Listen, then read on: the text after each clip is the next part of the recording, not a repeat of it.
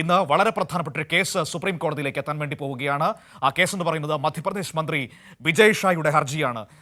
Colonel Sophia ഖുറേഷിയെ മതവിദ്വേഷം നടത്തി അധിക്ഷേപിച്ചതിനെ തുടർന്ന് മധ്യപ്രദേശ് ഹൈക്കോടതിയുടെ ഇടപെടലിൽ മധ്യപ്രദേശ് പോലീസിന് FIR രജിസ്റ്റർ ചെയ്യേണ്ടി വന്നു. ആ FIR റദ്ദാക്കണമെന്നാവശ്യപ്പെട്ടുകൊണ്ടുള്ള ഹർജിയാണ് ഇപ്പോൾ ഇന്ന് സുപ്രീം കോടതിയുടെ പരിഗണനയിലേക്ക് വീണ്ടും എത്തുന്നത്. ഒരു പക്ഷേ ഇന്ന് അതിലൊരു തീരുമാനമുണ്ടാകാനുള്ള സാധ്യതയുണ്ട്. സ്വാതി ദില്ലിയിൽ നിന്ന് നമ്മളോടൊപ്പം ചേരുകയാണ് ഈ വാർത്തയുടെ വിവരങ്ങളുമായി. Swathi, good morning.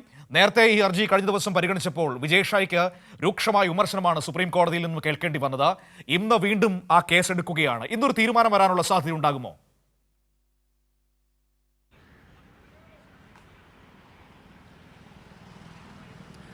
Good morning Manu. ഈ കേസുമായി ബന്ധപ്പെട്ട് കേണൽ സോഫിയ ഖുറേഷിയുടെ കേസ് കഴിഞ്ഞ തവണ പരിഗണിച്ചപ്പോൾ കടുത്ത വിമർശനം തന്നെയാണ് സുപ്രീം കോടതി ഈ വിജയ് ഷായ്ക്കെതിരെ നടത്തിയിട്ടുള്ളത്. ആ കേസ് ഇന്ന് വീണ്ടും വാദത്തിന് വരികയാണ്. ജസ്റ്റിസ്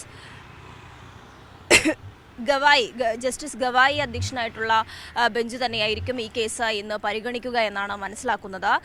ഏറ്റവും പ്രധാനമായി നോക്കിക്കാണേണ്ടത് കഴിഞ്ഞ ദിവസം ഈ ഹർജി പരിഗണിക്കവേ കോടതി ചൂണ്ടിക്കാണിച്ചിട്ടുണ്ടായിരുന്നത് ഇത്തരത്തിലുള്ള പ്രസ്താവനകൾ, ഈ സാഹചര്യത്തിൽ ഇത്തരം പ്രസ്താവനകൾ നടത്താൻ പാടില്ല.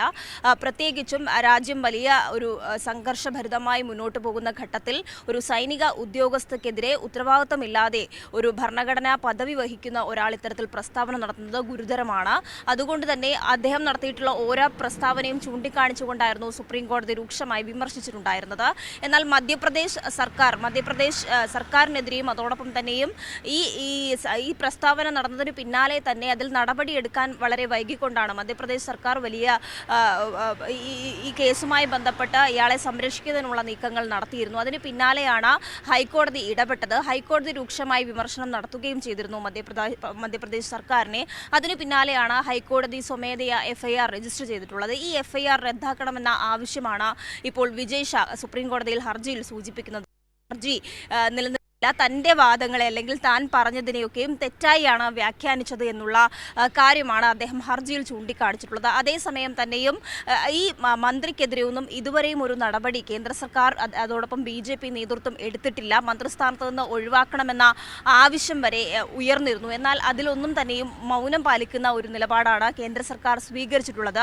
ഏറ്റവും ഗുരുതരമായ പരാമർശമാണ് മന്ത്രി നടത്തിയതെന്ന് സുപ്രീം കോടതിയും ചൂണ്ടിക്കാണിച്ചിട്ടുണ്ട്. എന്തായാലും ഇന്ന് ഈ കേസ് പരിഗണിക്കുമ്പോൾ കടുത്ത വിമർശനങ്ങൾ വീണ്ടും കേന്ദ്ര സർക്കാരും നേരിടാനുള്ള സാധ്യതയുണ്ട്. BJP നേതൃത്വം നേരിടാനുള്ള സാധ്യതയുണ്ട്. മന്ത്രിസ്ഥാനത്തു നിന്നും ഇയാളെ ഒഴിവാക്കണമെന്ന ആവശ്യമാണ് ഇപ്പോൾ പ്രതിപക്ഷ പാർട്ടികൾ അടക്കം ഉന്നയിക്കുന്നത്. ഈ വിഷയത്തിൽ ഇനിയും മൗനം തുടരുന്നത് നല്ലതല്ല. അതോടൊപ്പം കേന്ദ്ര സർക്കാർ BJP ഭരിക്കുന്ന കേന്ദ്ര സർക്കാർ ഈ വിഷയത്തിൽ എന്തുകൊണ്ടാണ് ഇത്തരത്തിൽ മൗനം തുടരുന്നത്? മാത്രമല്ല ഇതിൻ്റെയൊക്കെയും പശ്ചാത്തലത്തിൽ ഇപ്പോൾ സൈനികരെ ആദരിക്കുക എന്ന പേരിൽ തന്നെ തിരംഗയാത്ര ഉൾപ്പെടെ BJP ഗവൺമെന്റ് നേതൃത്വത്തിൽ നടത്തുകയാണ്. ഇന്നലെ ആഭ്യന്തരമന്ത്രിയാണ് ആ തിരംഗയാത്ര അഹമ്മദാബാദിൽ നേതൃത്വം നൽകിയത്. അത്തരത്തിൽ ഒരു വശത്ത് സൈനികരെ ആദരിക്കുക എന്ന പേരിൽ യാത്ര നടത്തുമ്പോൾ മറ്റൊരു വശത്ത് BJPയുടെ നേതൃത്വം, BJPയുടെ മന്ത്രിമാരൊക്കെ തന്നെയും ഇത്തരത്തിൽ വിദ്വേഷ പരാമർശങ്ങളും വർഗീയ പരാമർശങ്ങളും നടത്തുന്നു.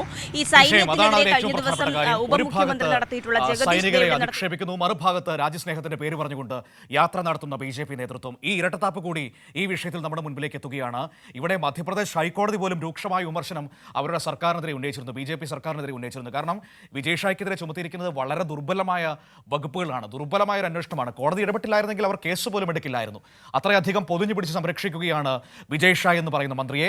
ആ മന്ത്രിയെ മന്ത്രിസഭയിൽ നിന്ന് രാജിവെക്കേണ്ടതില്ല എന്നാണ് മോഹൻ യാദവ്, മധ്യപ്രദേശ് മുഖ്യമന്ത്രി, BJP നേതാവ് പറഞ്ഞു വെക്കുന്നത്. BJP ദേശീയ നേതൃത്വം കേണൽ സോഫിയ ഖുറേഷിക്കെതിരായ അധിക്ഷേപത്തിൽ, വിക്രം മിശ്രയ്ക്കെതിരായ സൈബർ ആക്രമണത്തിൽ ഒന്നും ഒരക്ഷരം പോലും ഉരിയാടിയിട്ടില്ലല്ലോ, ഒരു വാക്ക് പോലും മിണ്ടിയിട്ടില്ലല്ലോ.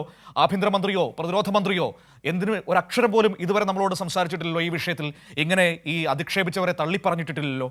അപ്പോൾ അതാണ് BJPക്കാരുടെ നിലപാട് ഈ വിഷയത്തിൽ എന്ന് പറയുന്നത്.